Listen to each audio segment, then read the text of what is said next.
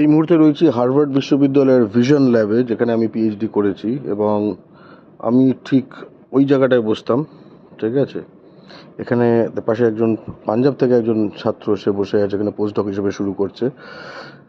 এখন এই ল্যাবে, ঠিক আছে, দেখি আমার নিজের কোনো চিহ্ন রয়ে গেছে কিনা। আসলে রয়ে গেছে, সেটাই দেখানোর জন্য বলছি। তার আগে দেখিয়ে দিই কি সুন্দর সিন আমাদের এই ল্যাব থেকে দেখা যায়। ঠিক আছে, দেখা যেত ওই বস্টন পুরো দেখা যাচ্ছে, কিন্তু যাই হোক, এবার নিজের ব্যাপারে ফেরত আসি। এইখানে কারা কারা এই ল্যাবে কাজ করেছে, বিভিন্ন সময় পিএইচডি করেছে, এইখানে আমার কিন্তু ছবিটা গর্গ চ্যাটার্জি দেখলাম। আমার বছরে 2006 সালে ঢুকেছি, সেটা রয়ে গেছে। এবং তার থেকেও বেশি গুরুত্বপূর্ণ, আমাদের এখানে পিএইচডি করলে একটা করে শ্যাম্পেনের বোতল খোলা হয় এবং সেই শ্যাম্পেনের বোতল রেখে দেওয়া হয়, এবং সেই শ্যাম্পেনের বোতলে আমরা নিজেদের নাম লিখে রাখি। 2011 সালে পিএইচডি শেষ করেছি, এবং দেখো তখনও বাংলায় লিখে রেখেছি।